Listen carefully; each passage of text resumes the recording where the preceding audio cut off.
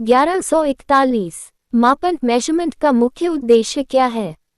ए. व्यवहार का गुणात्मक वर्णन। बी. किसी विशेषता को संख्यात्मक रूप में व्यक्त करना। सी. केवल परीक्षा लेना। डी. केवल ग्रेड देना। सही उत्तर है बी. किसी विशेषता को संख्यात्मक रूप में व्यक्त करना। मापन संख्या देता है, व्याख्या नहीं, वह काम मूल्यांकन का है। 1142 मूल्यांकन अवैल्यूएशन किसे कहते हैं? ए. केवल अंक देना। बी. केवल परीक्षा लेना। सी. उद्देश्यों के संदर्भ में निर्णय लेना। डी. केवल उत्तर जांचना। सही उत्तर है सी. उद्देश्यों के संदर्भ में निर्णय लेना। मूल्यांकन केवल कितना नहीं, बल्कि कैसा भी बताता है। 1143 सही मिलान चुनिए। 1. Measurement quantitative. 2. Evaluation judgment. 3. Assessment information collection. 4. Diagnosis cause identification. A. केवल 1, 2 और 3। बी. केवल 2, 3 और 4। सी. सभी सही। डी. केवल 1 और 4। सही उत्तर है सी. सभी सही। मापन, मूल्यांकन और निदान में अंतर समझना आवश्यक है। 1144 असर्शन 1 सभी मापन मूल्यांकन नहीं होते। रीजन आर्ट मूल्यांकन में निर्णयात्मक पक्ष भी शामिल होता है।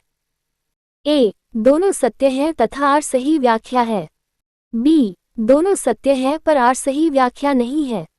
सी. ए सत्य है, आर असत्य है। डी. ए असत्य है, आर सत्य है। सही उत्तर है ए. दोनों सत्य है तथा आर सही व्याख्या है। 90 अंक केवल संख्या है, उनका अर्थ निकालना मूल्यांकन है। 1145 परिभाषा पहचानिए। सीखने की प्रक्रिया के दौरान सुधार हेतु किया गया मूल्यांकन। A. Summative assessment. B. Formative assessment. C. Norm reference test. D. Diagnostic test. सही उत्तर है बी. Formative assessment. यह अधिगम के दौरान दिशा सूचक की तरह काम करता है। 1146 वार्षिक परीक्षा मुख्यतः किस प्रकार के मूल्यांकन का उदाहरण है? ए. फॉर्मेटिव। बी. डायग्नोस्टिक। सी. समेटिव।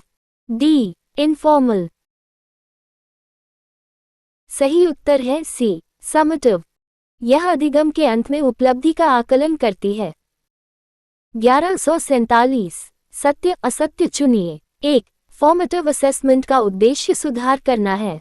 2. समेटिव असेसमेंट मुख्यतः अंतिम निर्णय हेतु होता है। ए. केवल एक सत्य। बी. केवल 2 सत्य। सी. दोनों सत्य। डी. दोनों असत्य। सही उत्तर है सी. दोनों सत्य। एक सीखने को दिशा देता है, दूसरा उपलब्धि बताता है। 1148 यदि शिक्षक अध्याय पढ़ाते समय लगातार प्रतिक्रिया देता है, तो ये किसका उदाहरण है? A. Summative assessment. B. Formative assessment. C. Intelligence test. D. Aptitude test. सही उत्तर है बी. Formative assessment. सीखते समय सुधार सबसे प्रभावी होता है। 1149 सही मिलान चुनिए। 1. Formative improvement. 2. Summative certification. 3. Diagnostic error analysis. 4. Remedial teaching error correction. A. केवल 1, 2 और 3। बी. केवल 2, 3 और 4। सी. सभी सही। डी. केवल 1 और 4। सही उत्तर है सी. सभी सही। मूल्यांकन प्रक्रिया के 4 महत्वपूर्ण चरण। 1150 निदानात्मक परीक्षण डायग्नोस्टिक टेस्ट का मुख्य उद्देश्य क्या है? ए. ग्रेड देना। बी. कमजोरियों एवं त्रुटियों की पहचान करना। सी. रैंक देना। डी. आईक्यू मापना। सही उत्तर है बी. कमजोरियों एवं त्रुटियों की पहचान करना। डॉक्टर की तरह ये समस्या की जड़ खोजता है। 1151 उपचारात्मक शिक्षण रेमीडियल टीचिंग कब किया जाता है? ए. निदान से पहले, बी. निदान के बाद, सी. परीक्षा के स्थान पर, डी. केवल प्रतिभाशाली बच्चों हेतु। सही उत्तर है बी. निदान के बाद। पहले समस्या पहचानें, फिर उसका समाधान करें। 1152 असर्शन एक निदानात्मक परीक्षण और उपचारात्मक शिक्षण परस्पर संबंधित हैं। रीजन आर उपचारात्मक शिक्षण निदान के परिणामों पर आधारित होता है। ए. दोनों सत्य है तथा आर सही व्याख्या है। बी. दोनों सत्य है पर आर सही व्याख्या नहीं है। सी. ए सत्य है, आर असत्य है। डी. ए असत्य है, आर सत्य है। सही उत्तर है ए. दोनों सत्य है तथा आर सही व्याख्या है। निदान और उपचार एक ही प्रक्रिया के दो चरण हैं। 1153 परिभाषा पहचानिए, किसी परीक्षण की वह विशेषता जिससे वह वही मापे जिसके लिए बनाया गया है। A. Reliability, B. Validity, C. Objectivity, D. Usability. सही उत्तर है बी. वैलिडिटी।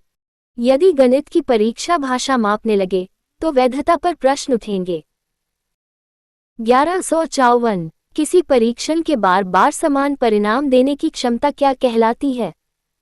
ए. Validity, B. Reliability, C. Practicality, D. Norm.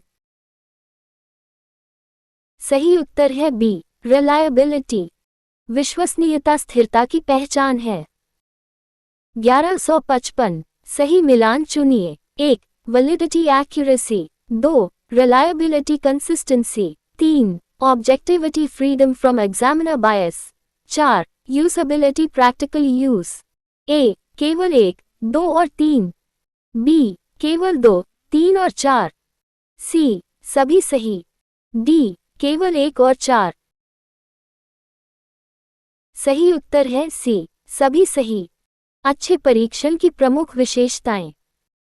1156 सत्य असत्य चुनिए। 1. एक परीक्षण विश्वसनीय हो सकता है लेकिन पुनर्तः वैध न हो। 2. पुनर्तः अविश्वसनीय परीक्षण वैध नहीं हो सकता।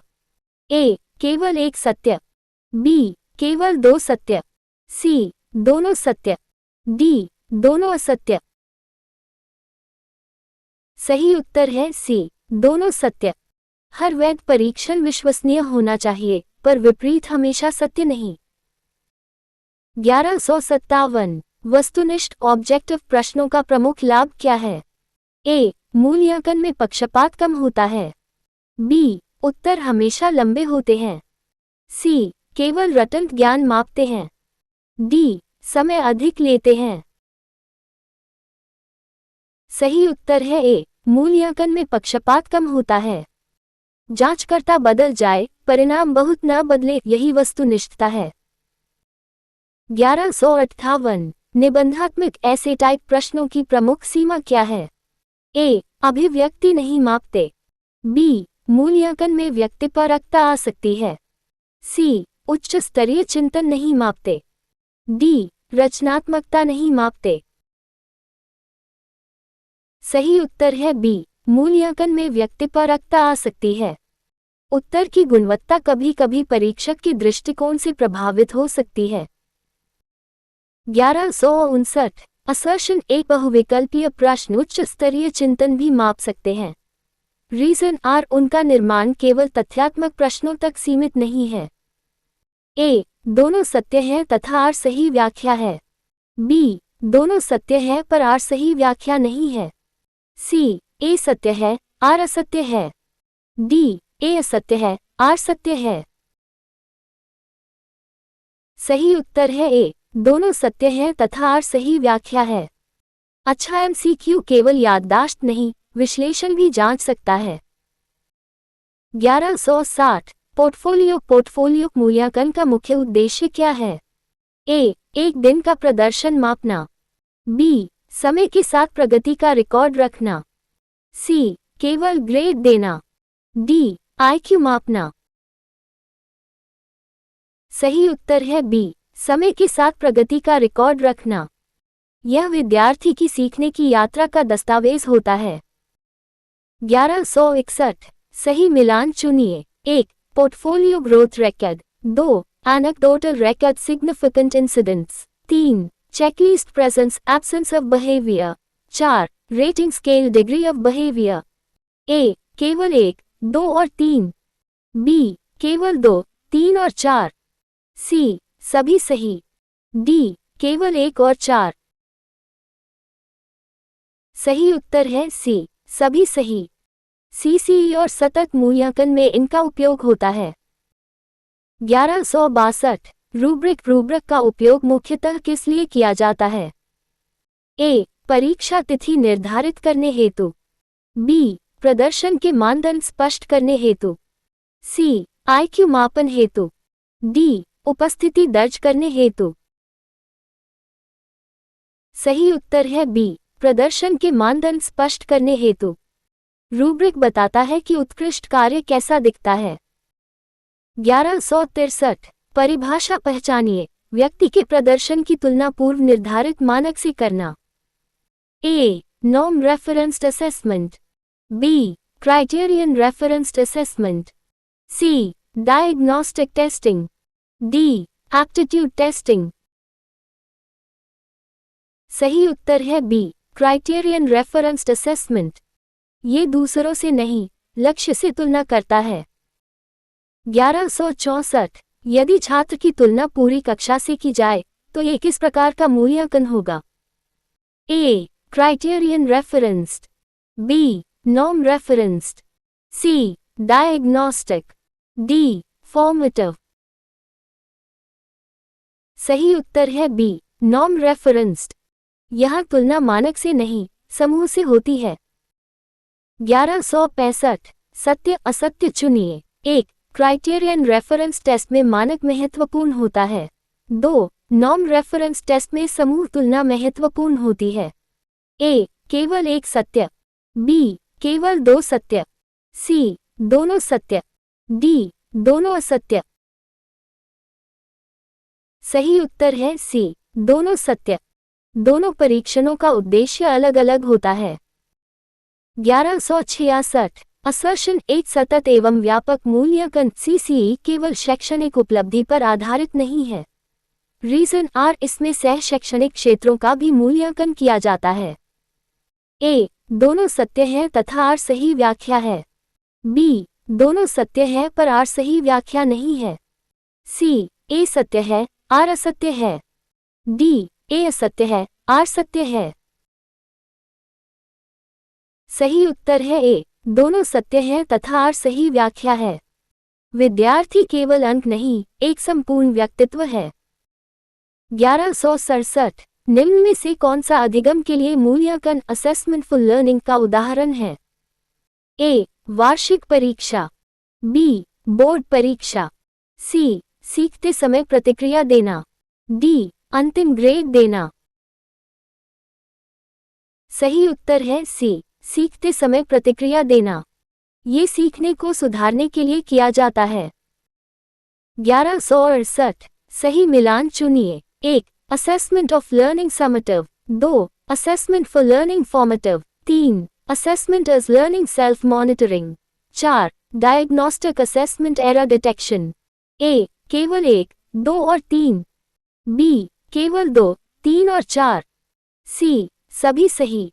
डी. केवल 1 और 4। सही उत्तर है सी. सभी सही। आधुनिक मूल्यांकन की तीनों प्रमुख अवधारणाएं महत्वपूर्ण हैं। 1169 निम्न में से कौन सा जोड़ा गलत है? A. Reliability consistency. B. Validity accuracy. C. Diagnostic test ranking students. D. Formative assessment improvement. सही उत्तर है C. Diagnostic test ranking students. Diagnostic test का उद्देश्य रैंक देना नहीं, समस्या पहचानना है। 1170 मूल्यांकन निदान उपचारात्मक शिक्षण सीसीई तथा आधुनिक अधिगम दृष्टिकोणों का साझा संदेश क्या है? ए. परीक्षा का उद्देश्य केवल अंक देना है। बी. मूल्यांकन का उद्देश्य अधिगम को समझना, सुधारना और शिक्षार्थी के विकास में सहायता करना है। सी, केवल अंतिम परीक्षा महत्वपूर्ण है। डी, त्रुटियों की पहचान आवश्यक नहीं है। सही उत्तर है बी, मूल्यांकन का उद्देश्य अधिगम को समझना, सुधारना और शिक्षार्थी के विकास में सहायता करना है। अच्छा मूल्यांकन निर्णय नहीं, विकास का मार्गदर्शन भी करता है। Thank you for joining us. Please like, share and subscribe for more such quizzes. Stay tuned for the next quiz.